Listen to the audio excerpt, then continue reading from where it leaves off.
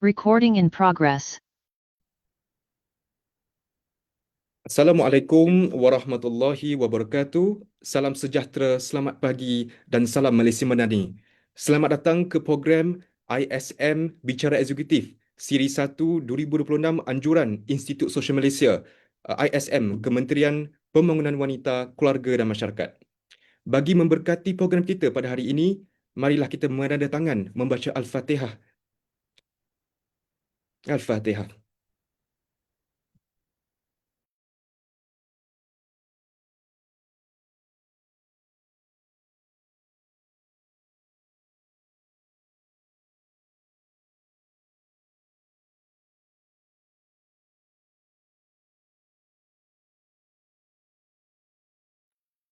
Amin, amin, ya Rabbal Alamin. Semoga dipermudahkan segala urusan, dilancarkan sesi ISM Bicara Eksekutif Siri 1 2026.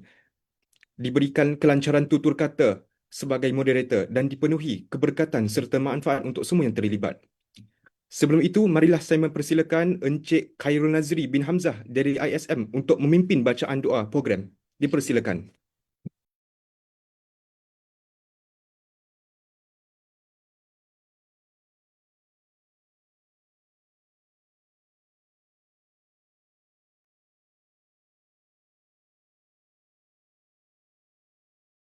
Auzubillahi minasyaitonirrajim. Bismillahirrahmanirrahim. Alhamdulillahirabbil alamin. Wassalatu wassalamu ala asyrafil anbiya wal mursalin wa ala alihi washabihi ajmain. Allahumma antal azizul jalil. Sesungguhnya kami menandatangan pada pagi ini di program ISM Bicara Eksekutif Siri 1 tahun 2026 merafakkan kesyukuran dan pujian terhadap-Mu ya Allah di atas kurniaan-Mu yang tidak ternilai. Allahumma ya Rahman ya Rahim. Ya Allah, berkatilah setiap usaha yang kami lakukan dalam menjalankan tugas dan tanggungjawab kami di ISM. Berikanlah kami kebijaksanaan, kecekapan dan keberanian untuk menghadapi cabaran yang kami hadapi. Bantulah kami untuk terus berusaha dalam meningkatkan kualiti kerja sosial dan memberikan impak positif kepada masyarakat.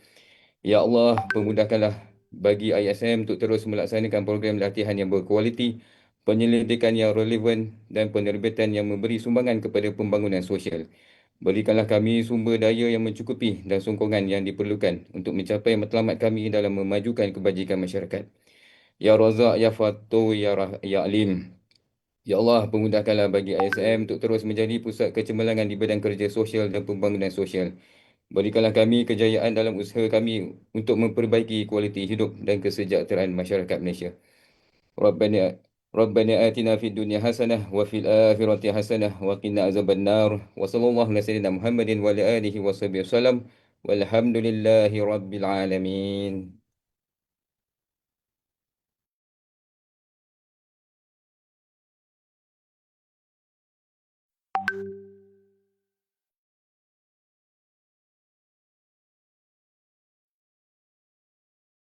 Amin, amin, ya Rabbal Alamin.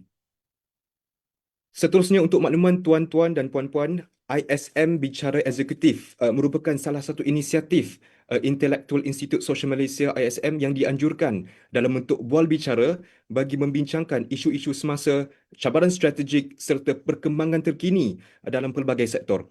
Program ini telah dijalankan secara konsisten sejak tahun-tahun sebelum ini dan telah menjadi platform perkongsian ilmu, wacana kritikal serta dialog pemikiran antara para pemimpin, profesional, ahli akademik dan juga pengamal industri.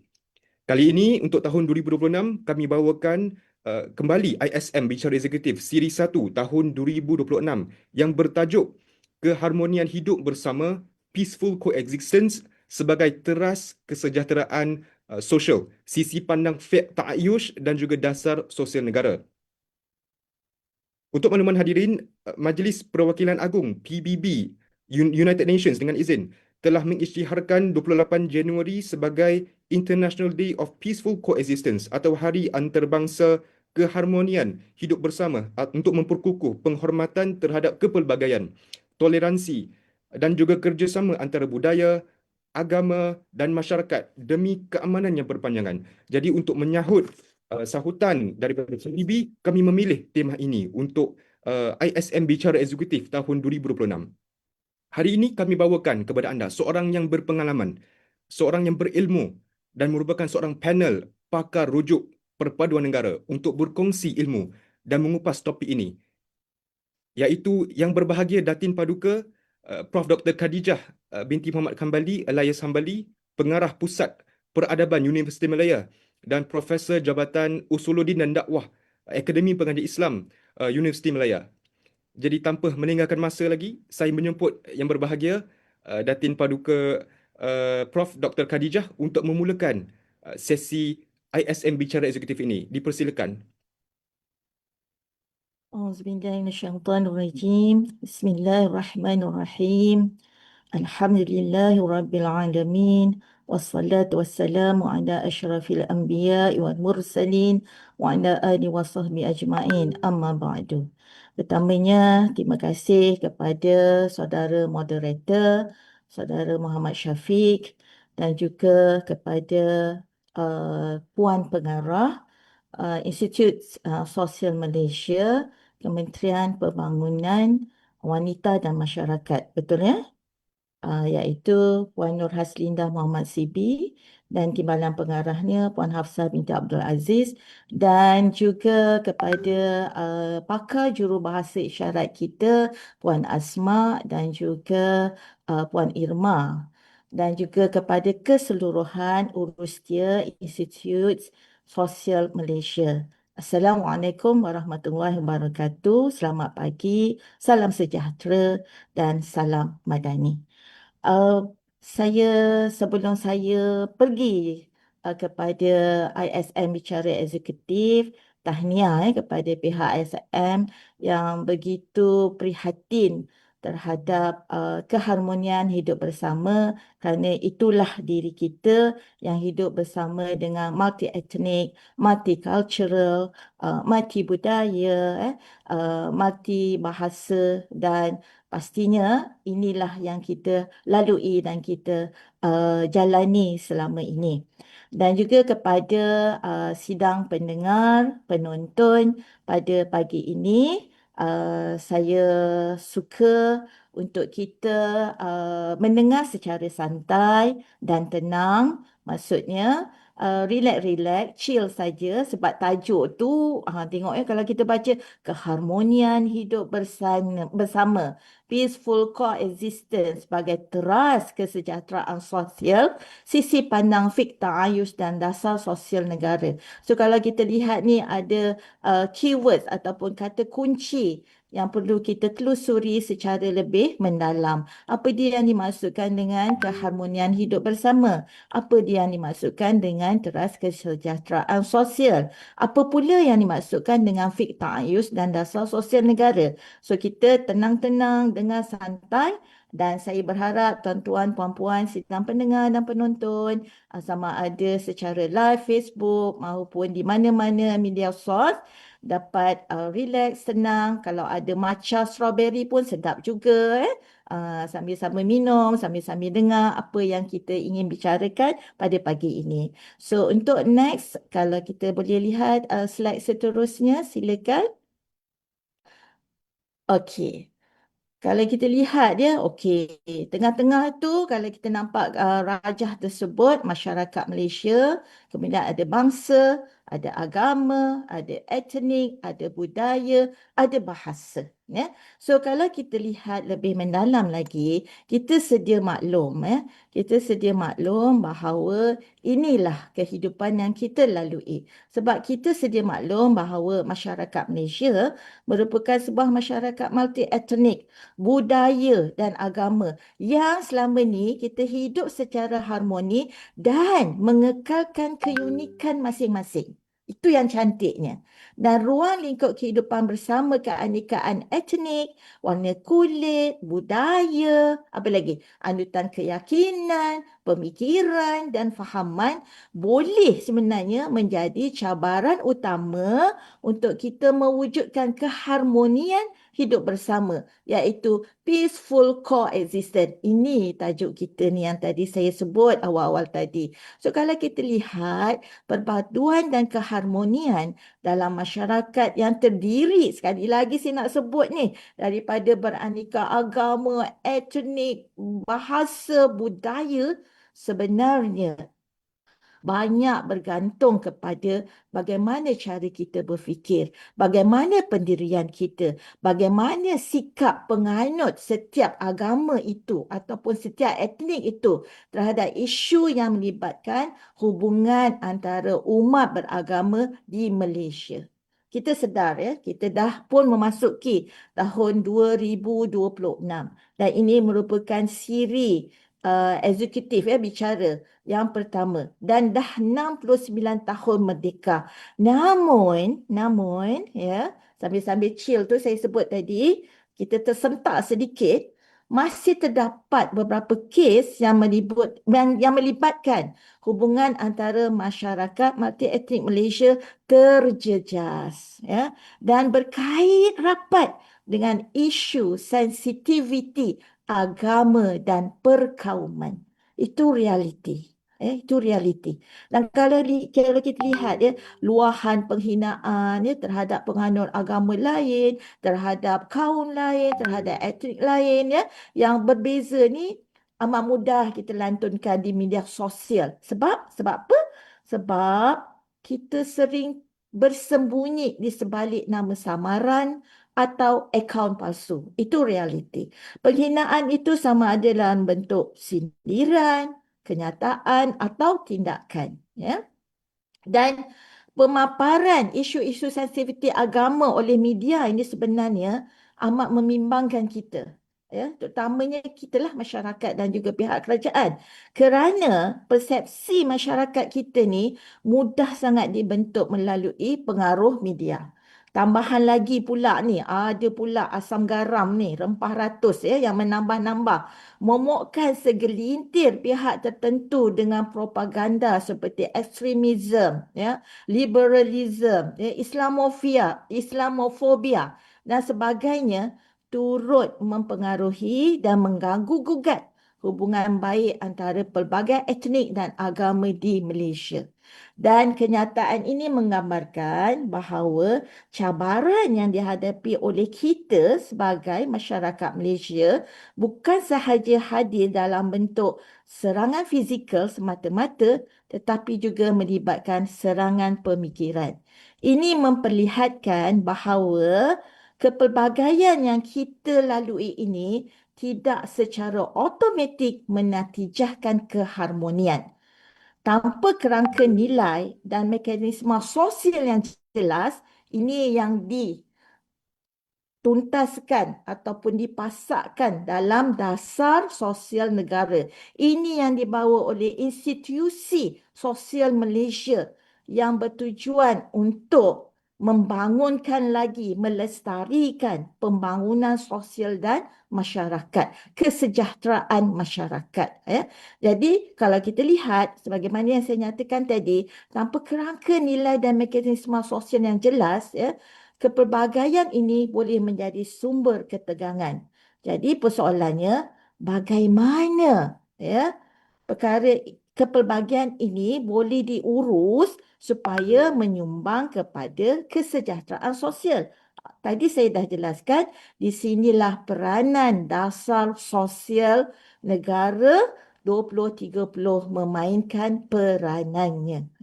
So ini yang kita cuba lihat dan cuba kita kupas secara lebih lanjut lagi. Okey. Dan kalau kita lihat, okey, dalam slide yang dasar sosial negara 2030 dan kita lihat dalam gambaran umum itu yang merupakan dasar payung yang menstrukturkan pembangunan sosial negara kita. Ia menekankan kesejahteraan, keterangkuman, perpaduan, daya tahan sosial. So DSN ya, saya mudahkan DSN ya 2030 yang diletakkan sebagai dasar dan tunjang dalam pembangunan kesejahteraan manusia dan sistem sosial ini bertujuan membina masyarakat Malaysia yang berdaya tahan. Cantik ni perkataan dia, berdaya tahan, progresif, bertanggungjawab, prihatin, beretika dan paling utama mempunyai jati diri yang utuh ya Dan saya tambah lagi, perlulah profesional, rasional. Dan jati diri yang utuh yang kekal itu perlu ada dalam setiap diri kita sebagai masyarakat Malaysia. Maka dasar sosial negara ini memerlukan asas nilai dan kerangka normatif agar pelaksanaannya benar-benar berkesan di peringkat masyarakat. Ya. So next slide kalau kita boleh lihat. Jadi kita boleh nampak di sini matlamat DSN 2030 ini tertumpu kepada keseimbangan sosial dalam seluruh aspek kehidupan yang ditonjolkan ya dalam slide matlamat ini. Kalau kita boleh dapat lihat ya. So kalau kita boleh lihat selepas melalui matlamat dasar sosial negara 2030 ni, kalau boleh lihat di sini ya, kesejahteraan sosial, modal insan, perpaduan nasional, masyarakat inklusif, daya saing negara ya. Yang kita jelas tujuannya adalah membangunkan sebuah masyarakat Malaysia yang mantap, seimbang dari segi sosialnya, ekonominya, teknologinya, yang mampu beradaptasi dengan perubahan-perubahan sosial yang berlaku dalam kalangan masyarakat kita dengan memegang erat nilai-nilai murni sebagai asas kehidupan. Ya, perihal ini kita dapat lihat dalam next slide iaitu rumusan kesejahteraan sosial dalam DSN 2030. Ya. So kalau kita lihat dalam slide rumusan kesejahteraan sosial dalam DSN 2030 ini ya, yang mentakrifkan kesejahteraan sosial secara holistik, bukan sekadar ekonomi. Ia merangkumi dimensi psikososial, hubungan sosial dan rasa kebersamaan. Ini bermakna kesejahteraan hanya wujud apabila masyarakat hidup dalam keadaan aman damai, saling percaya, saling menghormati antara satu sama lain. So realitinya kalau kita lihat ya, pengukuran kesejahteraan dan keharmonian ini merupakan satu perkara yang abstrak dan sebenarnya sukar untuk kita rencami secara konkret. Pun begitu, perihal ini dapat dibuktikanlah ya melalui beberapa kajian empirikal dan dipercayai boleh diukur. Sebab kita kalau buat kajian ni dia perlu diukur. Apa hasilnya itu? Boleh dilihat ya, boleh dilaksanakan, boleh diimplementasikan. So beberapa kajian empirikal yang boleh diukur melalui indikator yang sesuai dan antaranya kalau kita lihat kajian-kajian ini sering menonjolkan bahawa indikator ekonomi dan indikator sosial itu adalah neraca bagi mengukur kesejahteraan dan keharmonian melalui pencapaian sumber kekayaan ataupun valued good seperti limpahan kemewahan harta benda, lambakan kebebasan keuangan dan nilai pencapaian per kapita. So kepentingan dinamika kesejahteraan dan keharmonian insan ataupun human well-being dalam hubungan sosial sering diabaikan. Ya, sekalipun indikator ya, kalau kita sebut indikator sosial ini merupakan antara indikator penting yang berperanan juga sebagai kayu ukur kesejahteraan dan keharmonian sesebuah negara. Justru kalau kita lihat dalam DSN 2030, ia amat dititik beratkan. Ya.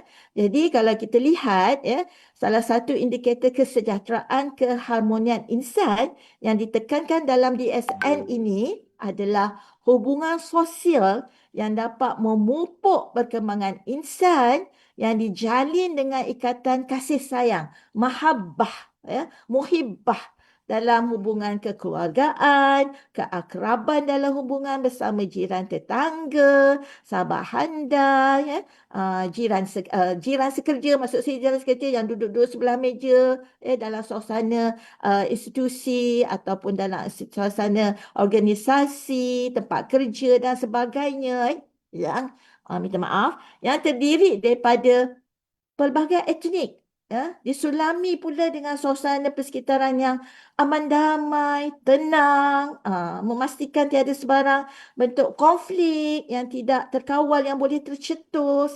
So kalau kita lihat dalam konteks Malaysia, suasana sejahtera harmoni ini kita dapat lihat sebenarnya melalui kelangsungan kehidupan bersama setiap masyarakat yang berbeza etnik dan agama, sekalipun macam tadi saya awal-awal saya sebut, tidak dinafikan adalah sedikit tersentuh, tersinggung, masih lagi berdepan dengan isu perkauman dan isu-isu sensitiviti keagamaan.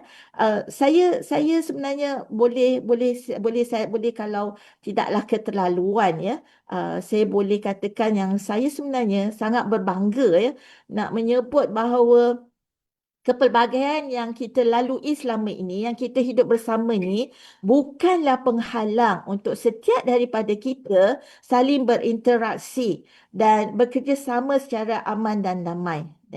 Dan kalau kita lihat suasana contoh sambutan festival-festival ataupun sambutan hari raya, tak lama lagi Chinese New Year, tahun baru Cina, kemudian diikuti dengan Ramadan dulu, kemudian baru hari raya. Dan kalau kita lihat perkara ini sebenarnya ditegaskan dalam keharmonian hidup bersama dalam DSN 2030 yang kita nak lihat dari sisi pandang kerangka Fiqh Ta'ayush dan DSN 2030 sebagai teras keharmonian dan kesejahteraan.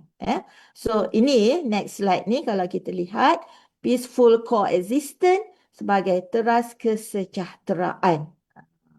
So dalam konteks ni kalau kita lihat keharmonian hidup bersama. Cantik kan? Keharmonian hidup bersama. Peaceful coexistence. Dia bukan sekadar toleransi ataupun tasamuh. Pasif.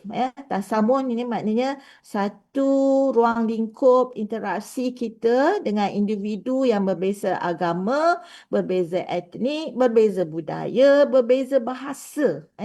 Dengan secara berlapang dada. Tapi tetap saling menghormati. Dan dia satu kehidupan bersama yang sejahtera, harmonis, stabil. Paling penting, stabil. Dan saling menghormati. Dia ni adalah prasyarat kepada kohesi sosial. Sebab apa? Sebab tanpa keharmonian hidup bersama, kesejahteraan sosial akan menjadi rapuh dan tidak lestari. Ini yang kita bimbang. Sebab apa? Apa yang sebenarnya, kalau kita lihat, saya daripada tadi saya sebut, harmoni, sejahtera, harmoni, sejahtera. So, apa sebenarnya maksud harmoni, kehidupan, harmoni ni secara bersama? Apa dia maksudnya sejahtera? Kalau kita boleh imbas balik dulu masa zaman pandemik kan, kita ada satu apps, Malaysia Sejahtera. Kenapa guna perkataan sejahtera? Kenapa kita pilih istilah sejahtera? So, kalau kita lihat kita sedia maklum daripada awal lagi saya sebut bahawa Malaysia ni multi etnik dan kita maklum juga bahawa Malaysia ini berpaksikan kepada nilai universal Islam. Saya minta maaf sebab ini realitinya dan nilai universal agama-agama lain sebenarnya. Kita saja yang tidak begitu perasan ataupun tidak prihatin. Kerana apa? Nilai universal ini yang mencerminkan prinsip budi dan akal. Prinsip kedaulatan raja berperlembagaan, rukun negara, nilai peradaban, kesopanan dan kesusilaan, nilai kelestarian bi'ah ataupun persekitaran ataupun kita sebut sustainability, SDG yang sekarang ni dan ini sebenarnya yang kita hidup dalam keharmonian, dalam kesejahteraan.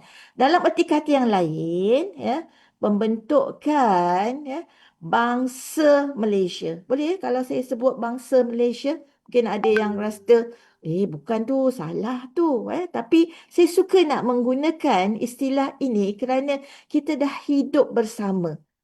So, pembentukan multi-etnik yang hidup bersama di Malaysia ini penuh dengan sejahtera dan harmoni, yang dibina berasaskan keperluan seluruh masyarakat multi-etnik. Bukan sekadar meraihkan keperluan etnik dan agama tertentu. Ini kita kena jelas, ini kita kena faham. Memenuhi keperluan seluruh masyarakat multi-etnik. Sampai saya dah gerak bangun dah ni. Dan bukan sekadar meraihkan keperluan etnik dan agama tertentu. Ni yang saya sebut nilai universal. So, sehubungan itu, norma dan nilai baik dan universal yang dikongsi bersama. Contohnya apa? Contoh, kalau saya boleh berikan mahabbah, kasih sayang, sifat berbelas kasihan. Ini saya sangat suka. Masyarakat prihatin Malaysia ni. Kalau berlaku sesuatu perkara, segera kita memberikan bantuan. Betul tak? Contohnya banjir besar, kalau rumah terbakar ke, ataupun jiran dia ditimpa kecelakaan, kita mudah sangat nak membantu. Sifat berbelas kasihan kita ni, berkasih sayang ni, kalau dalam bahasa Arab ni disebut syafaqah warahmah. Sikap tasamuh yang awal-awal tadi saya sebut, berlapang dada, bertoleransi, tapi kita tetap mengekalkan jati diri kita. Kita bertoleransi, saling memaafkan, mudah kita nak memaafkan.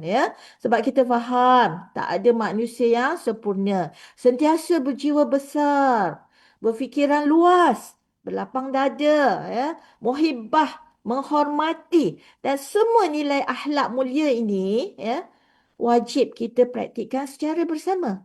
Dan ini sebenarnya nilai universal, nilai bersama, nilai sejagat yang setia wujud dalam setiap sistem agama dan anutan kepercayaan, tanpa kita membezakan sama ada nilai itu adalah nilai Islam ataupun nilai daripada ajaran agama lain, ataupun nilai daripada budaya peradaban dan ketamadunan lain.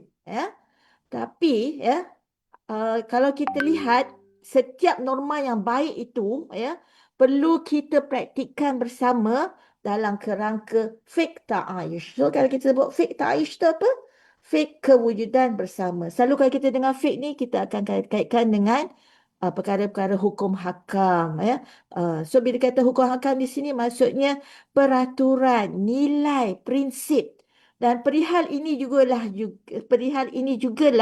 yang ditekankan dalam salah satu kajian oleh para penyelidik dan rakan penyelidik yang diterajui oleh Institut Kefahaman Islam Malaysia.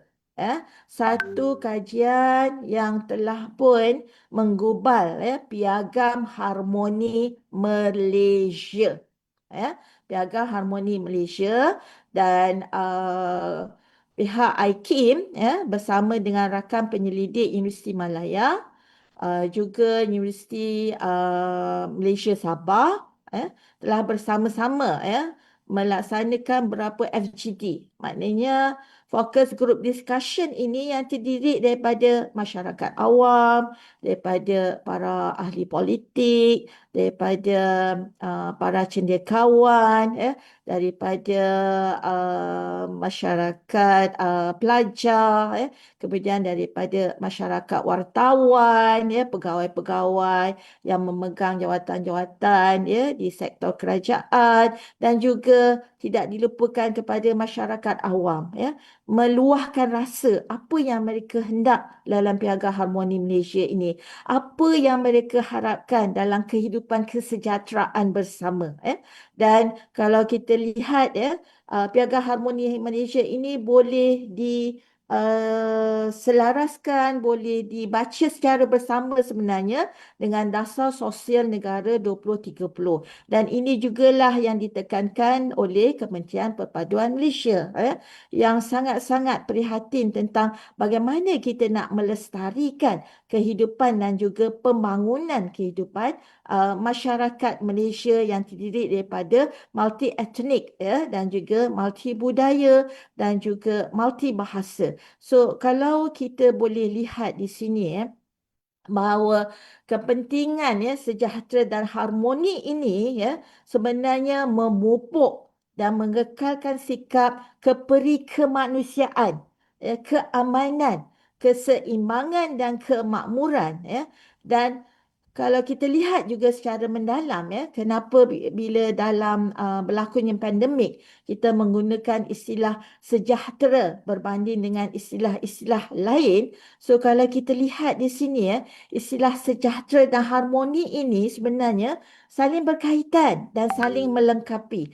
Namun dia tidaklah begitu mudah hendak kita terjemahkan dalam bahasa lain, Jadi kita sebut Malaysia sejahtera. Kita tak boleh nak sebut istilah lain kerana bahasa Melayu ni kalau kita lihat ni sangat holistik, sangat halus, sangat rinci, sangat rencam, Dan istilah sejahtera harmoni ni mencerminkan ilmu, pengetahuan, kebijaksanaan masyarakat Melayu yang kaya dengan bahasa yang indah dan halus. Bahkan istilah sejahtera itu mempunyai konteks tersendiri yang menggambarkan keunikan dan kekuatan yang relevan dengan budi dan akal masyarakat, bukan saja masyarakat Melayu tapi masyarakat multi etnik. Sebab tadi awal-awal lagi saya sebut keuniversalan, nilai-nilai yang ada dalam setiap agama itu, yang pastinya istilah sejahtera dan harmoni ini berlandaskan kepada prinsip ajaran Islam dan juga agama lain sebenarnya. So kalau kita lihat istilah sejahtera dan harmoni ini sering diterjemahkan dalam bahasa Inggeris sebagai well-being ataupun prosperity. Namun kalau kita lihat dalam istilah sejahtera bahasa Melayu, pengertian sebenarnya itu lebih lagi halus, lebih lagi rinci, lebih lagi mendalam, lebih lagi tuntas dan holistik. Dia bukan sekadar merujuk kepada interaktif ataupun interaksi komuniti yang merangkumi hubungan makrokosmik dan juga mikrokosmik. So kalau minta maaf So makrokosmik ni dia berkaitan dengan hubungan manusia dengan persekitaran luaran dan alam semula jadi sesama makhluk lain termasuk spesies lain. Bila sebut termasuk spesies lain Manakala mikrokosmik pula dia merangkumi dimensi diri dan dalaman esoterik termasuk kesedaran rohani, kita yakin tentang kewujudan pencipta Maha Agung, dan ia juga berkaitan dengan kedudukan kita sebagai khalifah dan hamba Allah. Yang mana Allah telah amanahkan, kalau ikut perspektif Islam, Allah telah amanahkan bahawa setiap daripada kita ini perlu bertanggungjawab secara jujur dan ikhlas membangunkan dan memakmurkan alam sehingga mencapai kebahagiaan abadi dan kebaikan mutlak, hasanah dunia dan akhirat. Dalam agama lain juga sebenarnya turut dititik beratkan bahawa setiap daripada individu itu perlu bertanggungjawab secara jujur dan amanah untuk sama-sama membangunkan dan memakmurkan alam. Jadi dalam usaha nak mencapai kebahagiaan abadi dan kesejahteraan mutlak sebagai destinasi akhir kehidupan setiap manusia, khususnya kita kalau umat Islam, kita tidak boleh meremehkan atau mengabaikan atau lebih negatif lagi melupakan peranan kepimpinan dan pembinaan ketamadunan dan peradaban yang wajarnya setiap daripada kita ini kita perlu bertanggungjawab. Kita perlu pikul ni tanggungjawab ini. Dan kerana itu kita ni alhamdulillah bila DSN mentuntaskan perkara tersebut dalam setiap prinsip dasar sosial negara 2030. So, di sinilah pentingnya bagaimana kita nak memastikan bahawa sejahtera dan harmoni itu dapat kita laksanakan, dapat kita capai dan seterusnya memastikan bahawa kita benar-benar menuruti segala perintah Tuhan dan menjauhi segala larangannya dengan menunaikan amanah dan tanggungjawab kita untuk memakmurkan dan mensejahterakan pembangunan alam. Bila sebut alam ni, selain daripada Tuhan lah semua-semua yang ada ni. Dan kehidupan alam yang meliputi segala bentuk pembangunan sahsiah diri kita, fizikal kita, peradaban material dan spiritual, dan memanfaatkan segala sumber alam dan nikmat Allah ini secara berhikmah dan bijaksana. Sebab ia akan diperhitung sebagai ibadah kita dan dalam usaha kita nak memperolehi ganjaran pahala, sebab semuanya yang kita lakukan mestilah kerana Allah. Mestilah kerana nak mencapai kebahagiaan dunia akhirat. So kalau dalam agama lain juga, dia perlu juga melakukannya itu kerana nak mencapai keredaan Tuhan. Dan inilah yang ditekankan dalam prinsip hubungan kita dengan Allah pencipta, hubungan kita dengan manusia dan hubungan kita dengan alam.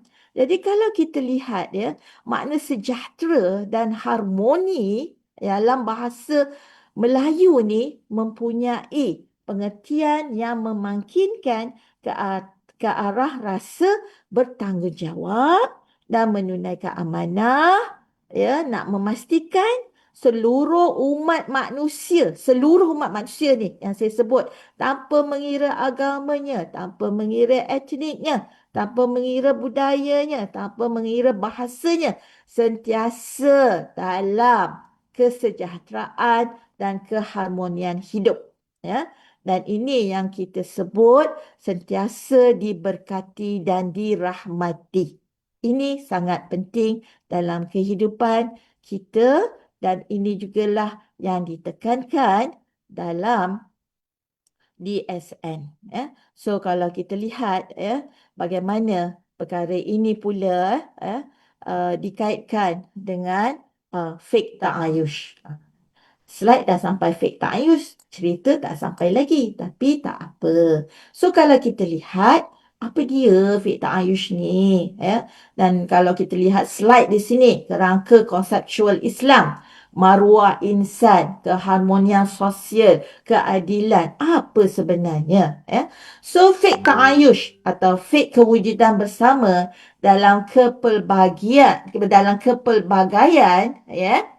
yang juga dirujuk sebagai coexistence, merupakan terma yang dah lama wujud pun dalam hubungan sosial masyarakat Muslim, khususnya zaman Rasul SAW, para sahabat dan seterusnya zaman kegemilangan Umayyah dan Abbasiyah. So bila kita kata boleh ke fake ta'ayush ni nak dilaksanakan, ini bunyi macam Islam aja semua ni, boleh ke, tak boleh ke, atau bagaimana? Jadi kalau kita lihat sebenarnya jangan takut dengan istilah ni. Istilah ta'ayush ni yang membawa maksud yang lebih komprehensif lah kalau kita nak bandingkan dengan interaksi sosial ke, hubungan antara umat beragama ke, hubungan harmoni ke.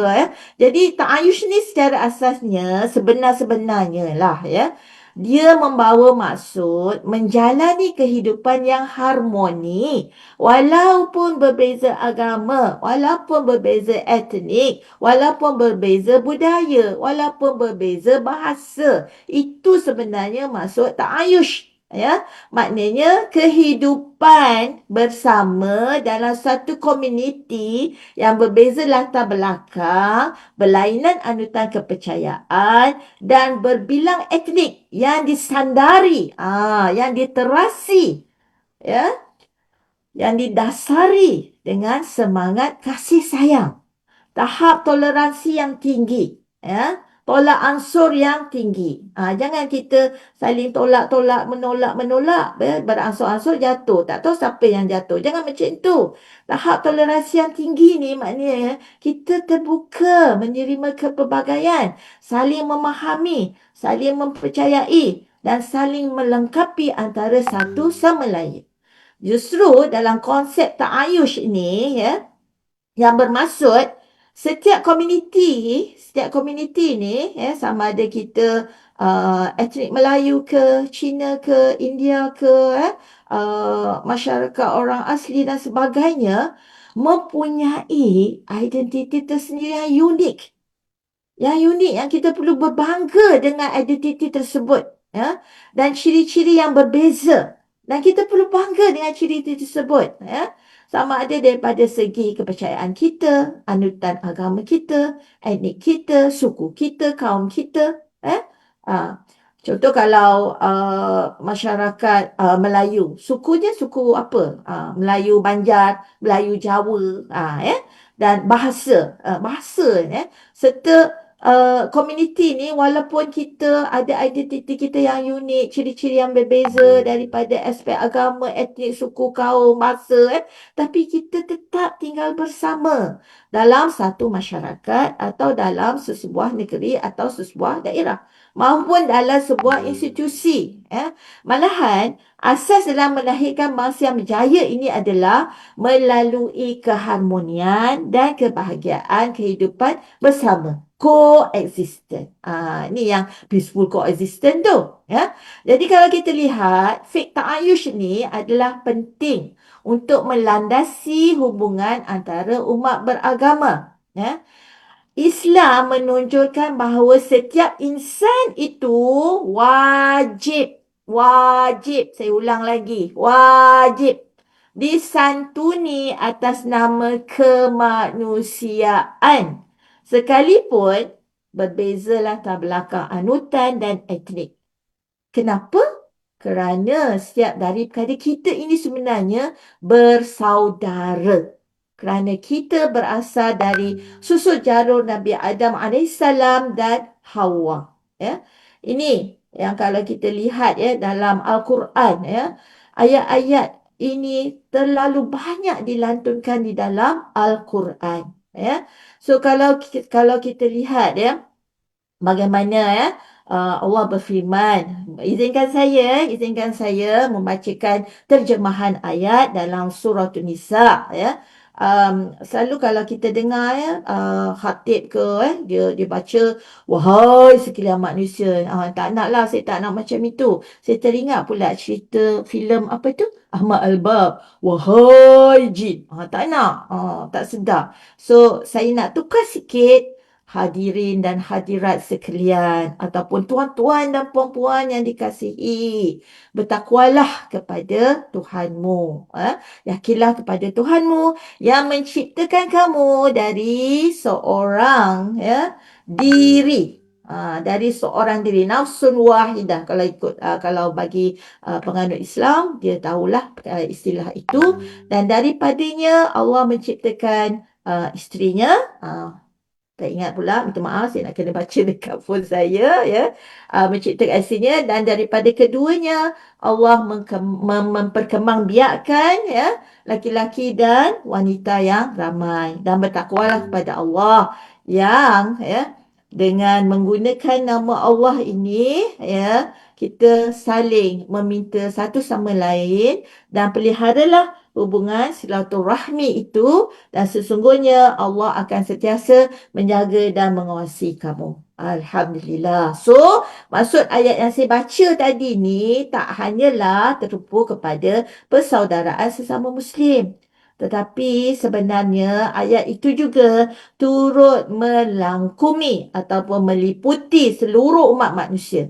Kalau kita lihat daripada perspektif ataupun kacamata Islam, silaturahmi ataupun silaturahim sesama manusia adalah satu idea besar yang berasal daripada wahyu Allah dalam Al-Quran. Setiap diri kita ini berasal daripada diri yang satu, nafsun wahidah.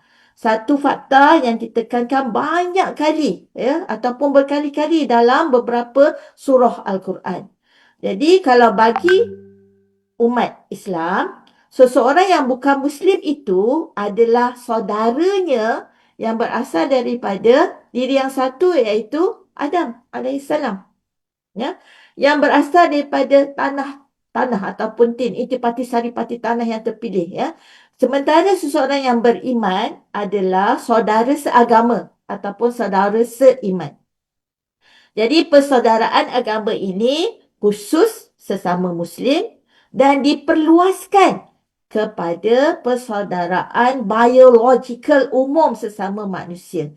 So, secara detailnya, secara rincinya ataupun tuntasnya, kita semua ini sebenarnya adalah satu umat yang dirujuk sama ada ummatul ijabah ataupun ummatul istijabah yang telah menerima wahyu Allah, dan satu lagi adalah ummatul dakwah yang perlu kita ajak ke arah kebaikan dan juga kebajikan. Ya.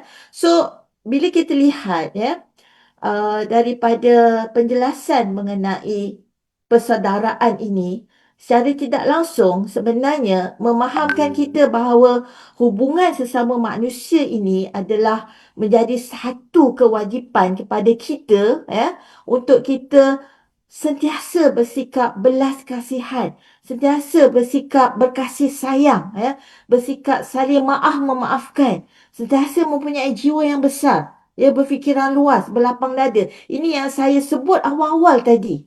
Kita ajak kepada rakan-rakan supaya sukakan kepada kebaikan. Memastikan manfaat itu diperolehi secara bersama. Bukan kita seorang-seorang saja perolehi manfaat. Cumanya kalau kita lihat bagaimana daripada satu umat tadi, boleh kepada kepelbagaian etnik. Yang kita lihat, pertebaran umat manusia inilah sebenarnya yang mewujudkan kepelbagaian etnik. Agama anutan, kepercayaan yang berbeza, bahasa yang berlainan, sosial budaya yang beragam, pemikiran, corak kehidupan, sehingga mewujudkan warga negara yang berbeza. Malaysia, Singapura, Brunei, Indonesia dan sebagainya. Yang berkaitan sebenarnya dengan kelangsungan hidup manusia dan turut merupakan ciri utama yang membezakan personaliti dan tindakan individu dengan individu yang lain, sekalipun asasnya berasal daripada pasangan Nabi Adam AS dan Hawa. Justru kalau kita lihat, masih lagi slide yang sama, panjang pula nak cerita pasal fiqh ta'ayush ni, Okey. So, kalau kita lihat sehubungan itu, kalau kita lihat perbezaan etnik, sosial budaya, apa lagi, anutan kepercayaan dan sebagainya itu merupakan aspek utama yang perlu kita faham, yang perlu kita kenal dulu.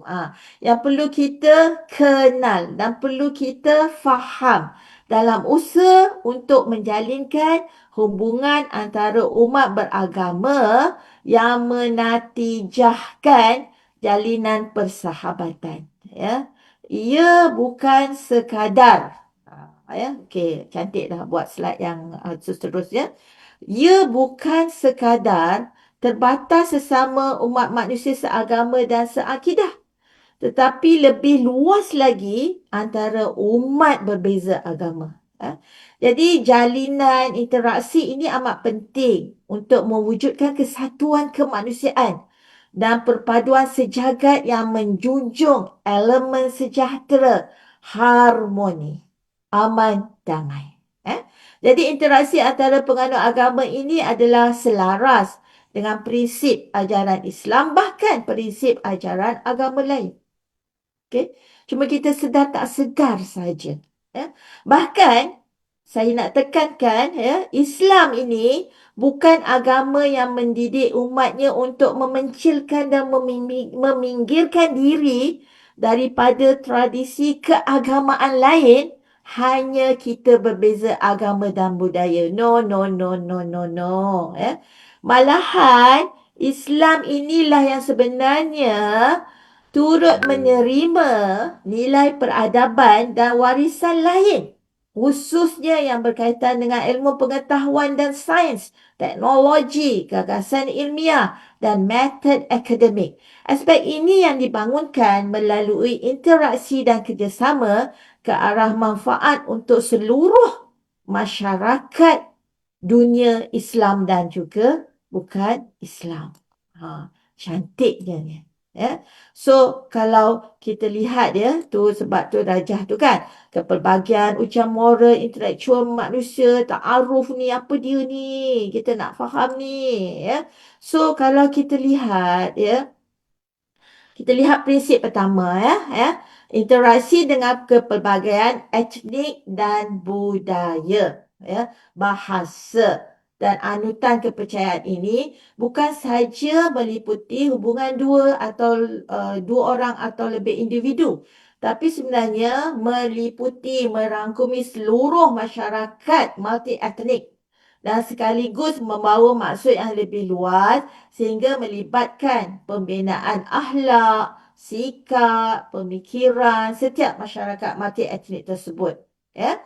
Dan dalam masa yang sama kita tak dapat nak nafikan lah ya bahawa ruang lingkup kehidupan bersama pelbagai etnik, warna kulit, anutan keyakinan ni merupakan cabaran utama nak mewujudkan kesejahteraan ya, keharmonian ya.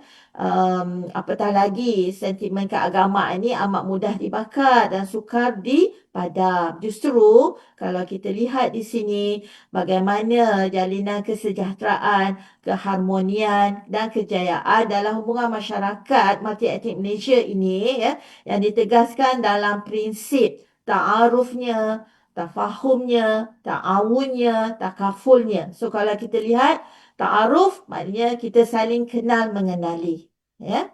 So bagaimana kita saling kenal mengenali bukan sekadar kenal nama tetapi bukan sekadar juga kenal rupa wajah ya.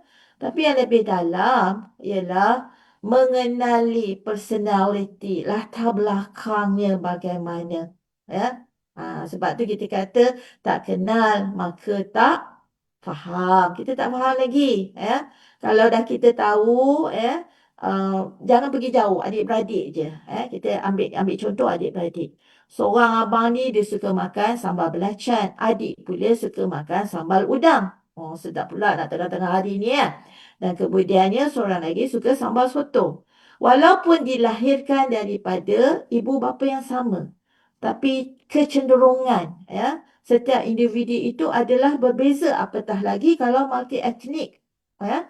Yang bagaimana kita nak menguruskan perbezaan ini perlulah kita uruskan secara beretika ya. So kalau kita lihat dalam teras ta'amul ini, next slide please.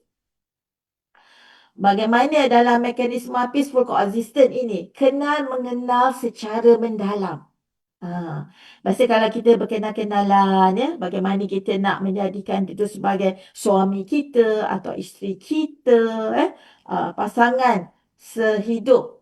Pasangan sehidup semati belum tentu lagi. Minta maaf lah cakap ya. So untuk yang berterusan ini kita nak mengenalinya itu bukan sekadar kenal nama. Kita tahu ya asal usulnya, keluarganya bagaimana ya. Kemudian bila kita dah bertaaruf, kita pergi kepada peringkat kedua, tafahum. Saling memahami, ada empathy dan ada simpati, bukan apathy. Tu jangan. Bagaimana kita nak saling faham memahami ni? Bagaimana kita nak membentuk kefahaman antara dua individu yang saling berbeza. Ataupun bukan dua individu macam mana saya sebut, individu masyarakat keseluruhannya. Ya. Bila kita dah saling kenal, saling memahami, baru kita boleh nak bekerja sama. Ni dalam kalau kita applykan dalam institusi pekerjaan kita. Pertama kali masuk, okey, kita ada staff baru. Nama dia Khadijah. Dia pakai IT. Okey. Seorang lain, okey, Khadijah pakai IT. Okey. Kita ada staff baru. Nama dia Syafiq. Dia ni pakai AI. Tadi IT, ni AI. Okey, kita dah tahu. So, Daripada situ, bagaimana kita tahu kepakaran seseorang dan bagaimana kita nak bekerjasama dalam melaksanakan kebaikan. Yang kita sebut ta'awun. Ya, bagaimana setiap individu masyarakat jiran tetangga dah faham, ya, walaupun kita berjiran dengan multi etnik, maknanya bukan jiran sesama etnik kita, tapi kita faham, ya, Uncle Ramesh, saya ambil contoh jiran saya lah, ya, yang memang seorang jurnalis yang faham, yang sangat mudah membantu dalam keadaan mana sekalipun. So kita dah tahu, kita ada rakan di sini, kita ada jiran yang baik. So kita tahu bagaimana nak membantu jiran-jiran ataupun individu lain yang dalam kesusahan. Sebab tu saya sebut masyarakat Malaysia adalah masyarakat yang tinggi sikap dan sifat penyayangnya. Kalau apa-apa berlaku, mudah kita nak membantu. Dan kemudian daripada ta'awun pergi kepada takaful. Ada solidariti dan tanggungjawab sosial. Jaminan ni, maknanya kita ni sanggup nak mengorbankan diri kita, nak memberikan, menunjukkan solidariti kita dan tanggungjawab sosial kita kepada individu lain walaupun kita tak kenal. Sebab tu, kalau kita lihat bagaimana penyayangnya masyarakat Malaysia ni, kalau apa-apa, kalau kita sebut derma kilat contohnya, paling banyak dapat kita kumpul. Percaya ataupun tidak. Betul kan? Dan daripada prinsip-prinsip ini, ta'arufnya, tafahumnya, ta'awunnya, takafulnya, ini akan menatijahkan kasih sayang dan seterusnya memastikan keharmonian yang dapat kita teruskan, lestarikan untuk memastikan bahawa kita ni hidup dalam keadaan yang aman, damai. So kalau kita lihat, kenapa kita mulakan dengan ta'aruf ni? Kenapa tu? Kenapa kita mulakan dengan ta'aruf ni? Sebab dia adalah langkah pertama nak membina persahabatan, nak membina ukhuwah. Macam yang saya sebut, dia bukan sekadar mengenali wajah, ataupun sekadar mengecam bagaimana bentuk seseorang itu. Malahan mengetahui latar belakang sosial budayanya, politiknya, ekonominya, pendidikan, etniknya.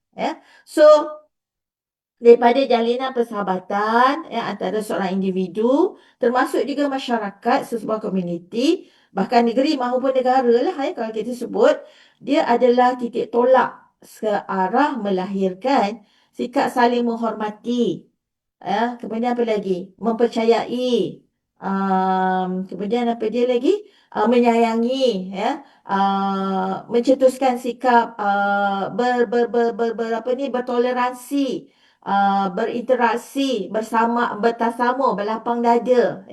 Bahkan jalinan ini merentasi halangan linguistik dan sosial budaya. Jalinan yang kukuh ini seterusnya memangkinkan pembentukan ummah yang bersatu padu dan dapat hidup sejahtera dan harmoni, yang memangkinkan jalinan ukhuwah persahabatan terbentuk erat.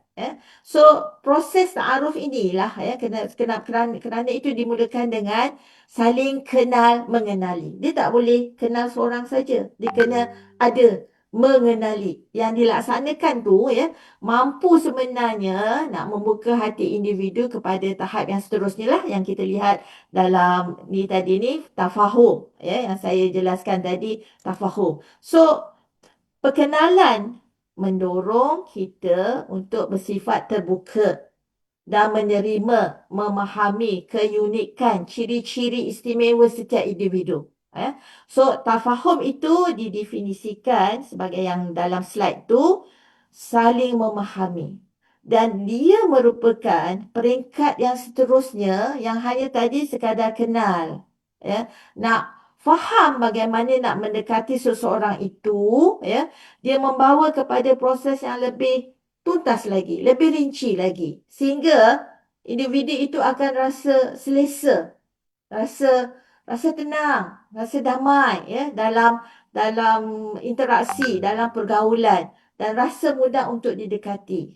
So hubungan yang berada pada tahap ini mampu untuk mencapai persefahaman dan hubungan baik antara komuniti. Bahkan secara tak langsung boleh untuk kita elakkan sebarang perselisihan ataupun sebarang perbalahan, ya. Dan ini akan mendorong kita untuk bersikap saling bantu membantu yang saya sebut tadi, ya, ta'awun, untuk lebih-lebih lagi lah untuk melaksanakan kebaikan, ya, untuk melakukan kebajikan, ya. So impak daripada sikap nak saling bantu membantu ni, kalau kita lihat secara tidak langsung, golongan yang lemah akan menjadi semakin kuat dan yang kuat akan menjadi semakin kukuh, ya. So proses ta'awun ni, kalau kita lihat, sebab tu dalam gambar rajah tu, kalau tuan-tuan dan puan-puan dapat lihat, ya, dia punya prinsipnya, kalau lihat dia punya anak panah dia, sejak ke atas, sejak ke bawah, ya. Kemudian bagaimana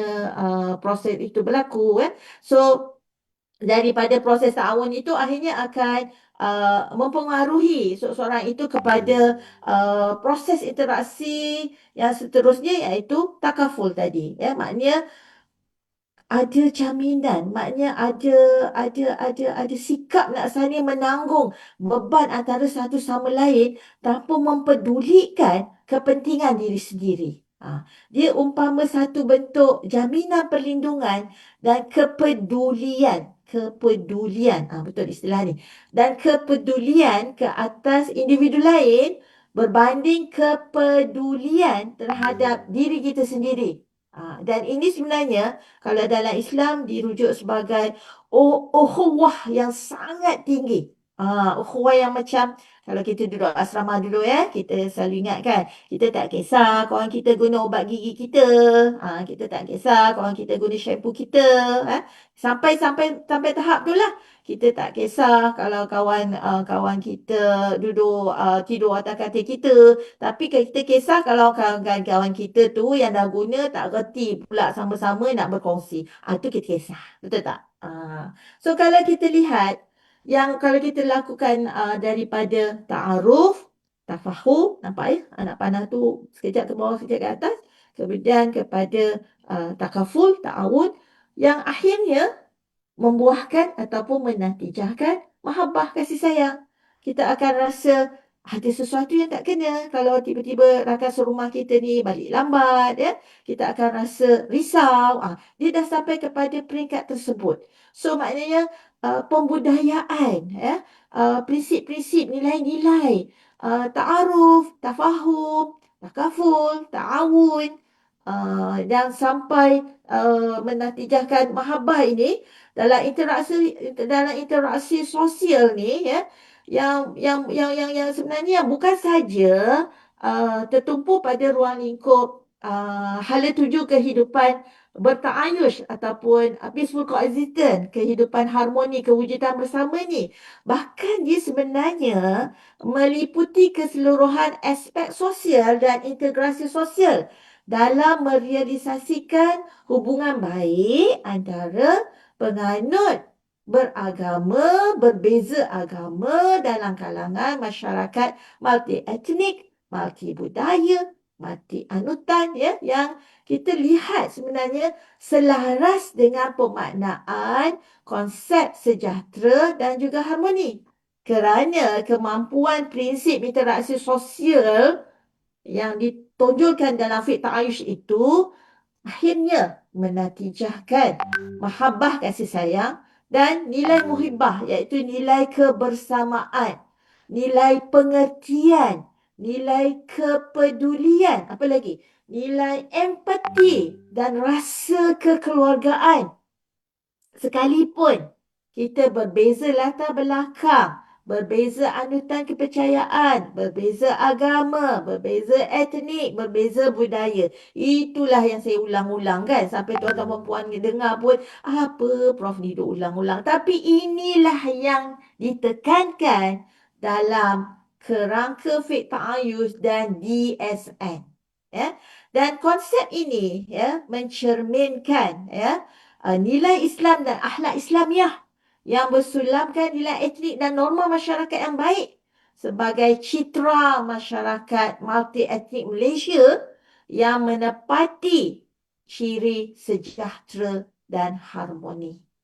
Jadi kalau kita lihat ya bagaimana fake ta'ayush ini menerasi dan melandasi rukun interaksi sosial yang kita lihat mampu sebenarnya memupuk dan mendorong individu untuk melaksanakan amanah dan tanggungjawab dia sebagai pemimpin dan dalam masa yang sama sebagai hamba Allah untuk memastikan beliau melaksanakan tanggungjawabnya mencapai kesejahteraan dan keharmonian dalam hubungan persaudaraan sejagat tanpa mengenal perbezaan etnik dan latar belakang setiap masyarakat yang pelbagai.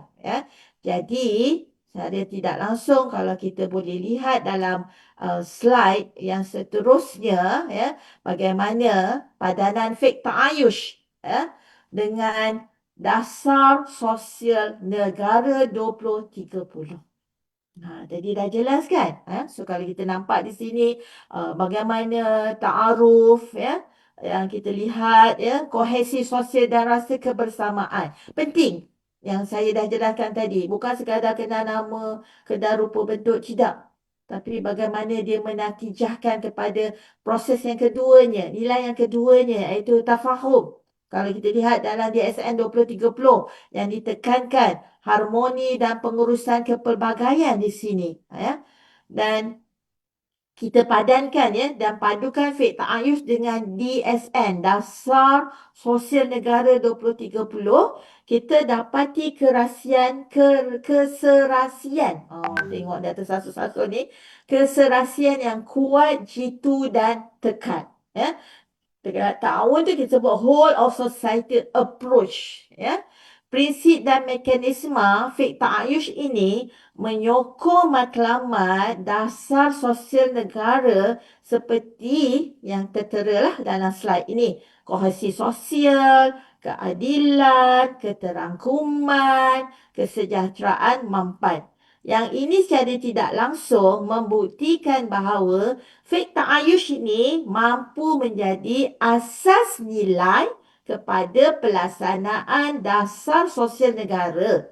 Apatah lagi, ia amat berkait rapat dengan tunjang akidah masyarakat Muslim, tauhid, iaitu mengesahkan Allah Subhanahu Wa Taala, bahkan keyakinan kepercayaan masyarakat lain yang turut meletakkan Tuhan itu sebagai tumpuan utama kehidupan mereka.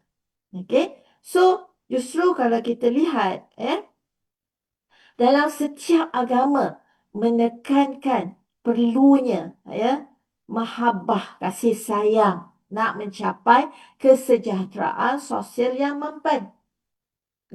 Takaful, perlindungan dan keadilan sosial.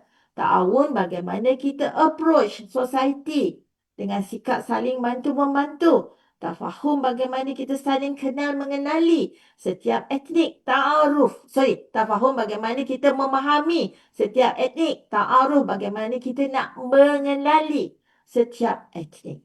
So, kalau kita lihat daripada sisi pandang fake ta'ayush dan juga dasar sosial negara 2030 ini, kita dapati memang sisi pandang fake ta'ayush dan juga dasar sosial negara ini yang perlu kita tuntaskan bahawa mencapai kehidupan, kewujudan bersama itu perlu daripada penggemblengan tenaga setiap individu, setiap pihak. Tidak boleh dilakukan kita seorang-seorang sahaja.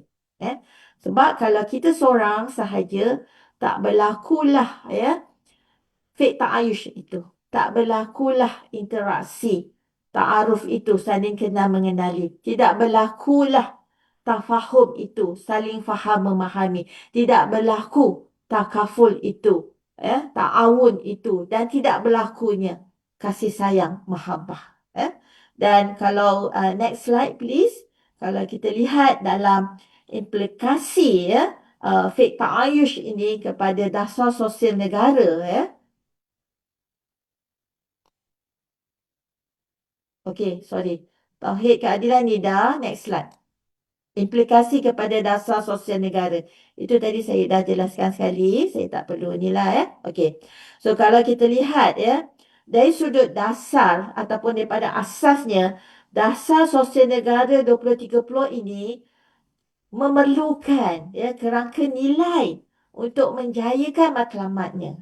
Dia bukan setakat dasar sosial negara 2030, tapi dia memerlukan ya kerangka nilai untuk memastikan matlamatnya ke arah pembangunan sosial ya, ke arah kesejahteraan dan pembangunan sosial ataupun masyarakat Malaysia ya. Kita lihat Fit Ta'ayush ini mampu mengisi keperluan ini dengan menyediakan panduan etika, memperkukuhkan legitimasi sosial, dasar dan memandu interaksi masyarakat di peringkat akar umbi. Sebab prinsip tadi kita dah jelaskan, iaitu prinsip saling mengenali, saling memahami, ya, saling membantu, ya, saling memberikan jaminan ya kepada individu lain, masyarakat lain yang akhirnya menatijahkan kasih sayang, ya, interaksi yang kukuh ya, dan sedar bahawa setiap daripada kita ini mempunyai peranan yang sangat penting untuk memastikan kesejahteraan negara. So kalau kita lihat, dah nak sampai pada rumusan, alhamdulillah, kesejahteraan sosial mampan. Boleh next slide ya. Sorry ada okey. Dan kalau kita lihat tadi ni ya, dalam rajah-rajah yang tertera di sini, bagaimana kesejahteraan sosial mampan yang dimulakan dengan kohesi sosial ya. Di rajah ni rajah ni menunjukkan bahawa Fit Ta'ayush tadi sebagai kerangka bukan sekadar nilai abstrak semata-mata, tapi satu ekosistem sosial yang lengkap dan padu. Ia bermula dengan dasar sosial negara 2030, diperkukuhkan oleh nilai Fit Ta'ayush, ya, digerakkan melalui proses ta'amul interaksi ya, antara kepelbagaian etnik ataupun penganut agama, melibatkan seluruh aktor masyarakat. Kita ni masyarakat sebagai aktor sosial kita, individu, keluarga, komuniti ya. Ini yang makro pula institusi agama, NGO, kerajaan ya. Kemudiannya yang akhirnya menghasilkan kesejahteraan sosial yang mampan berteraskan kepada nilai Fit Ta'ayush yang menghasilkan maruah insan, karamah, suci, mulia, keadilan, keamanan dan tanggungjawab sosial. Dan dasar struktur sokongan kepada dasar sosial negara ini, of course lah, berteraskan kepada perlembagaan persekutuan, tadbir urus sosial bersepadu, dan tadi satu lagi yang saya sebut, Piagam Harmoni Malaysia. So dengan ini kalau kita lihat secara tidak langsung ya, untuk yang terakhir slide kesimpulan ya, kalau kita boleh kembalikan semula peaceful coexistence ataupun kehidupan ya, kewujudan keharmonian ini ya, wajar difahami sebagai teras kepada kesejahteraan sosial ya. So Fit Ta'ayush ni adalah kalau kita boleh katakan sebagai asas normatif ya, yang menyediakan asas normatif dan mekanisme praktikal yang selari dengan dasar sosial negara 2030. So integrasi antara Fit Ta'ayush, dasar sosial negara 2030 sebenarnya saya lihat berpotensi membina masyarakat Malaysia yang sejahtera, harmoni dan lestari. Jadi dasar sosial negara plus Fit Ta'ayush dan plus lagi Piagam Harmoni Malaysia ya, mampu merealisasikan peaceful coexistence dalam kalangan masyarakat Malaysia yang terdiri daripada multi-etnik, multi-agama, multi-budaya, multi-bahasa dan seterusnya. Kalau boleh kita lihat tidak langsungnya bagaimana kita membina kesejahteraan masyarakat yang mampan. Dan slide yang terakhir sekali, iaitu sesi soal jawab. So, terima kasih untuk buat masa ini.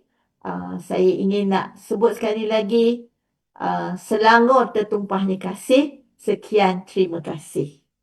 Wassalamualaikum warahmatullahi wabarakatuh. Waalaikumsalam warahmatullahi wabarakatuh.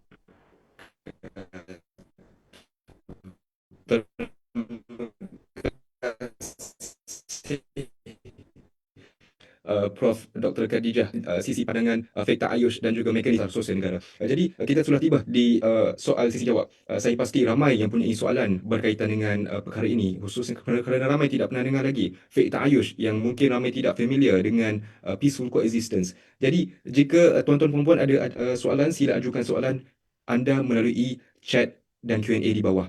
Nanti saya akan panggil mengikut soalan-soalan saudara-saudari. Jadi sebelum itu, Prof, ini soalan daripada kami, pihak ASM misalnya. Kami faham bahawa peaceful coexistence ini mungkin jaranglah didengari. Saya pasti ramai kurang dengarlah peaceful coexistence ini.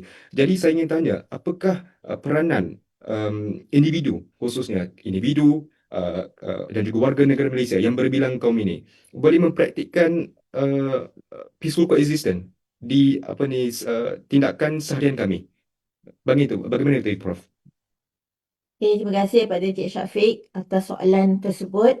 Sebenarnya yang saya nyatakan tadi, bila kita mulakan dengan prinsip ta'aruf. Okey. Kemudiannya tafahum, kemudiannya ta'awun, takaful dan mahabbah. Okey. So kalau kita lihat kepada prinsip ta'aruf, bagaimana kita memulakan perkenalan kita, ya. Dan yang menariknya, kita ada satu lagi yang kita sering sebut dialog kehidupan.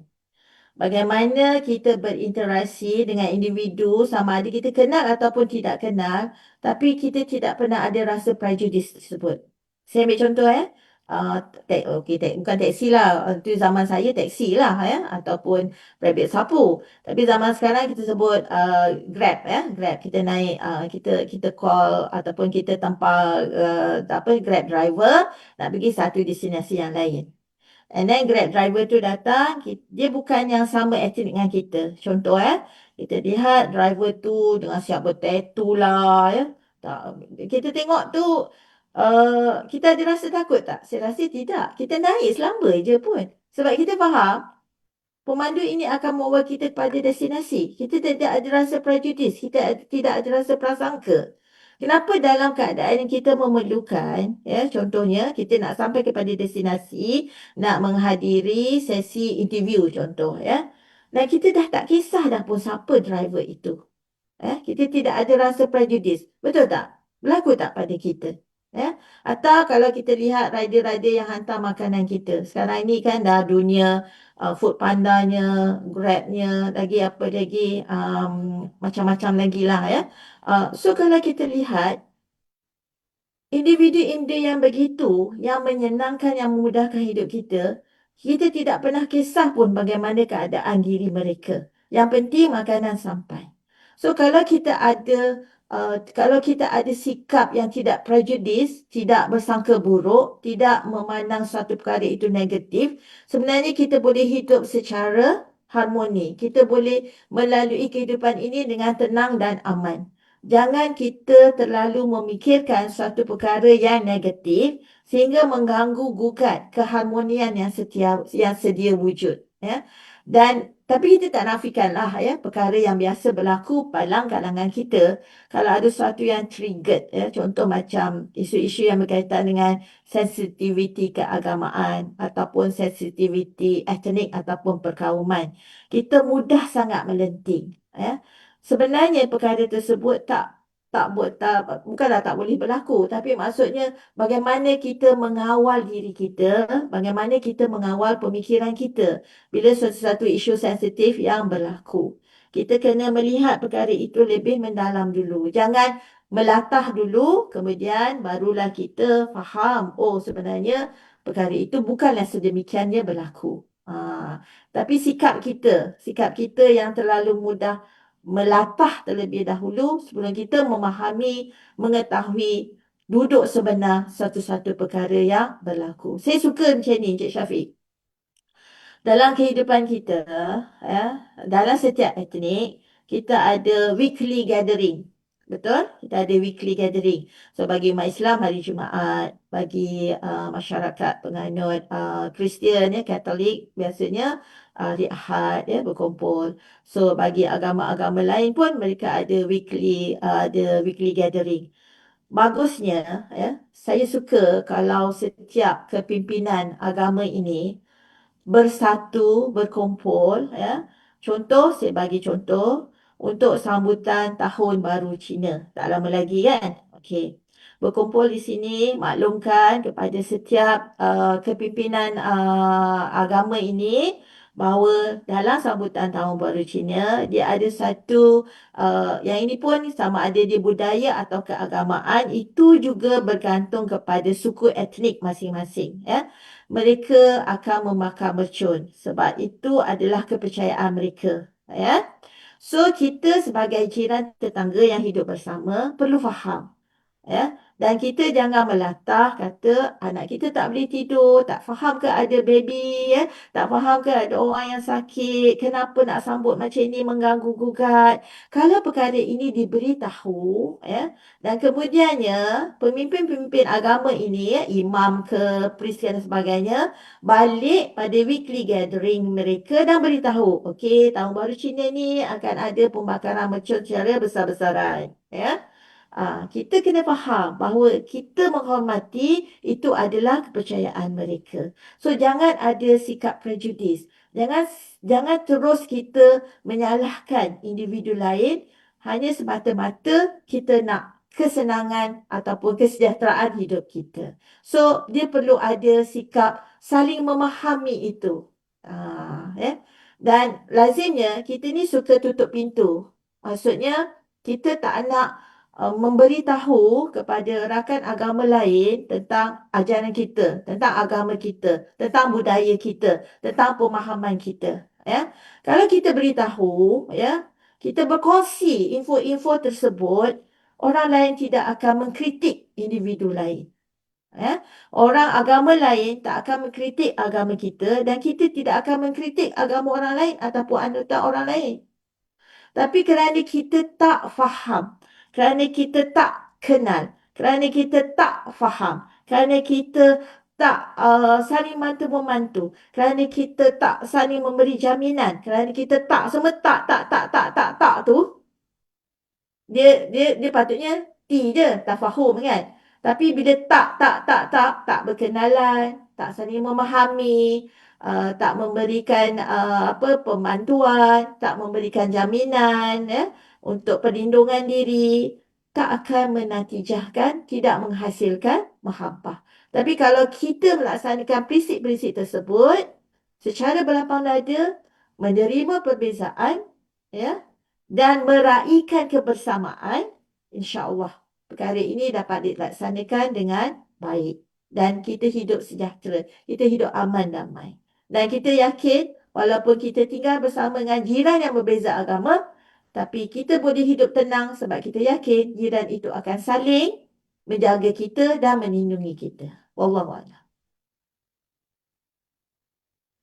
Terima kasih Prof atas jawapan tersebut. Prof, kami ada satu soalan di dalam chat ini. Dari saudara, dia berkata, Assalamualaikum Prof. Soalan saya, bagaimana pendidikan formal dan tidak formal di Malaysia boleh memasukkan elemen fiqh ta'ayush bagi membentuk generasi yang lebih inklusif dan sejahtera? Sebenarnya soalan ini Prof amatlah menarik kerana kita tahu cabaran kesejahteraan sosial khususnya di sekolah mungkin telah berlaku di sekolah. Contohnya rasisme dan sebagainya. Jadi bagaimana boleh kita tekankan fiqh ta'ayush ini dalam pendidikan formal supaya generasi yang akan datang tidak akan berlaku ada masalah-masalah rasisme ini. So, terima kasih pada saudara atau saudari yang melontarkan soalan, sangat menarik. Dan untuk makluman, saya suka berkongsi juga salah seorang daripada pelajar PhD saya yang telah pun menyempurnakan kajiannya di peringkat sekolah mengenai fake ta'ayush ataupun mengenai pendidikan melestarikan hubungan interaksi antara agama. Ini telah pun dilakukan oleh Dr. oleh Dr. Sulmi Badar. Saya sebutlah nama beliau sebab dia dah selesai, dah konvo. So kajian ni sangat menarik kerana dia cuba membawakan maklumat ataupun info dalam silibus sekolah menengah khususnya untuk setiap individu pelajar itu saling kenal mengenali dan memahami dan berinteraksi dengan rakan individu yang berbeza agama, berbeza budaya, berbeza bahasa, berbeza anutan keyakinan. Dan saya juga sebenarnya sedang menjalankan satu kajian yang berbentuk garis panduan tasamuh masyarakat multi-etnik Malaysia. Di sini saya gariskan panduan tasamuh, maknanya interaksi kita, bagaimana cara kita berinteraksi dengan individu yang beraneka etnik. Okey, dia dibahagikan kepada 4 teras, iaitu teras pertama adalah dialog kehidupan, bagaimana kita melaksanakan dialog kehidupan kita seharian. Yang kedua dilihat daripada segi undang-undang, legitimasi perundangan yang dirujuk kepada perlembagaan persekutuan kita, Perlembagaan Persekutuan Malaysia. Yang ketiga dilihat daripada aspek fiqh, apakah batas norma apabila kita berinteraksi dengan individu yang berbeza agama, khususnya dalam kita meraihkan perayaan-perayaan mereka dan dalam kita menunjukkan rasa hormat kita berkunjung kepada majlis pengkebumian ataupun upacara penghormatan kepada jenazah rakan kita yang bukan Islam. Dan kemudiannya yang keempat, kita lihat daripada aspek pendidikan, bagaimana perkara ini boleh dimasukkan dalam silibus sekolah rendah lagi sehinggalah kepada sekolah menengah, dan juga supaya interaksi antara anak-anak yang menjadi aset negara ini bermula daripada awal lagi.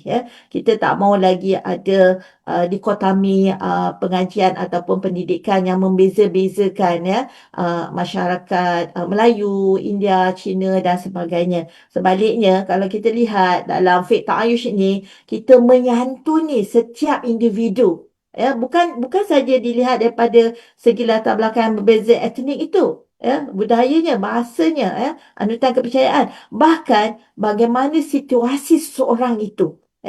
Maknanya situasi seorang itu, contoh kalau bagi orang yang istimewa, orang yang kehilangan upaya, itu juga ditekankan dalam fake ta'ayush dan juga dalam garis panduan tasamuh, dan juga yang telah pun berjalan.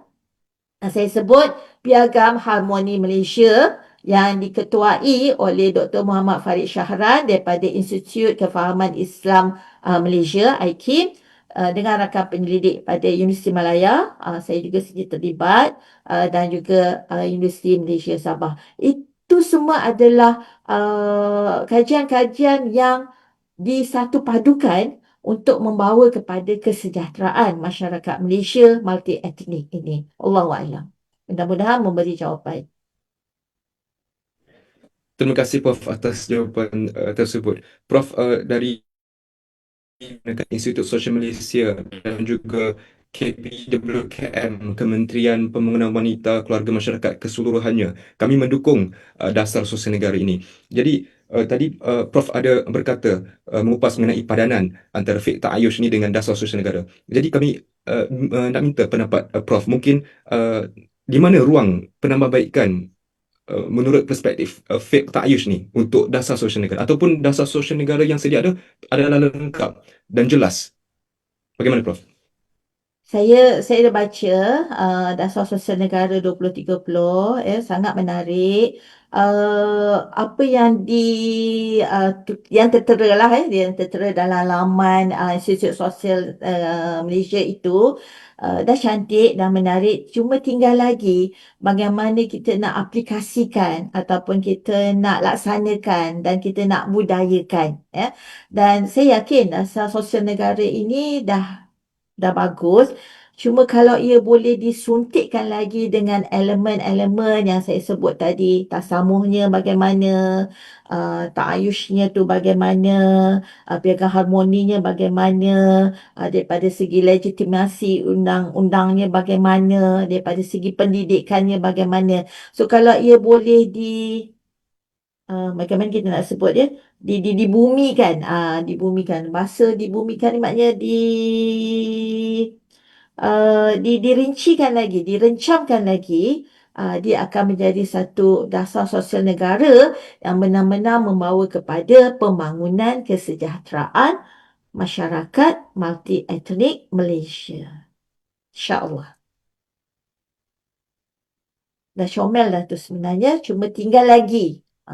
Dan saya rasa satu lagi, dasar sosial negara ini belum lagi diwar-warkan ataupun sebenarnya masih lagi dalam peringkat untuk disebarluaskan. Tu saya tertanya-tanya juga sebab dia dah cantik lah. Aplikasi lah dengan implementasi dia. Minta maaf lah saya pula yang tanya.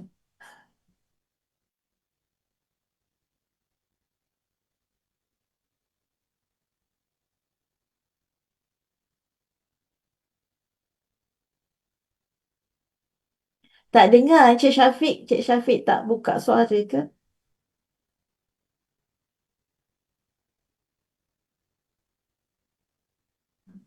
Maafkan saya. Jadi dasar sosial negara itu ya, sudah dilaksanakanlah, sudah di dalam tindakan sekarang ini. Ya, saya juga ada satu soalan lagi, Prof, daripada kawan saya. Dia secara personal lah, saudara Fikri namanya. Dia ada bertanyakan, Prof, Assalamualaikum, Prof. Dalam konteks Malaysia, apakah batas toleransi yang dibenarkan oleh Islam dalam kehidupan bersama masyarakat muka Islam? Kerana kita di Malaysia ni kita multicultural, multi-ethnic, multi-religion. Jadi bagaimana? Adakah ada batasnya? Okey, terima kasih kepada saudara Zikri. Sebagaimana yang saya nyatakan tadi, dalam garis panduan tasamuh, ada batas-batas hukum hakam, prinsip nilai yang perlu kita ikutilah ya. Yang perlu kita hati-hati di sini ya. Sebab walaupun kita bertasamuh, berlapang dada, menerima kepelbagaian dan meraihkan kebersamaan, tapi macam awal-awal lagi tadi saya sebut, jangan sampai kita gadai jati diri kita.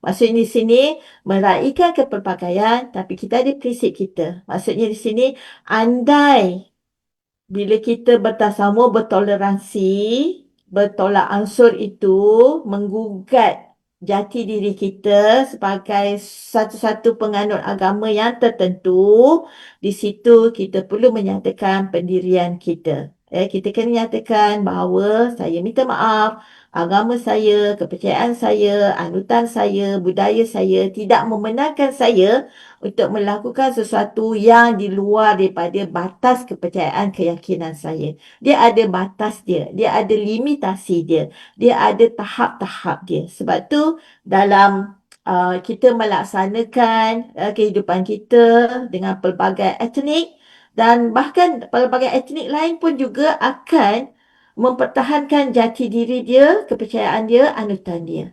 Boleh bertasamuh, boleh bertoleransi, tapi andai dia bertentangan dengan kepercayaan kita, keyakinan kita, kita perlu nyatakan pendirian kita perlu tegas, menyatakan ketegasan kita, tapi bukan sampai menimbulkan, menatijahkan pergaduhan ataupun perbalahan yang besar. Sebaliknya, perlu berhati-hati. Seumpama menarik seurat rambut daripada tepung, rambut tak putus, tepung tak berselera. Wallahualam.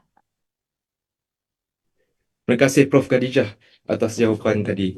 Sangatlah jelas untuk kami. Dan juga Prof, saya kira bagi soalan dalam chat ini, dan tapi saya percaya bahawa banyak lagi soalan sebenarnya mungkin tidak timbul lagi.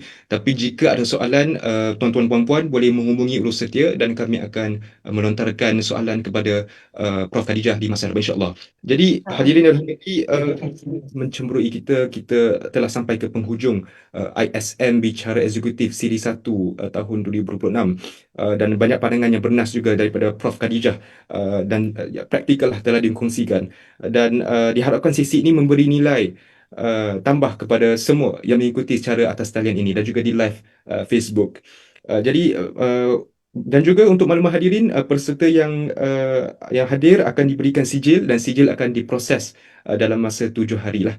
Okey. Jadi akhir kata, bagi pihak ISM kami ingin merakamkanlah setinggi-tinggi penghargaan dan terima kasih kepada panel jemputan kami, Datin Paduka Profesor Dr. Khadijah binti Hambali, Laiz Hambali, dan juga jawatan kuasa penganjur serta para hadirin yang setia mengikuti hampir 1 jam lebih, 1 jam setengah nak masuk 2 jam ini, dari awal ke akhir lah.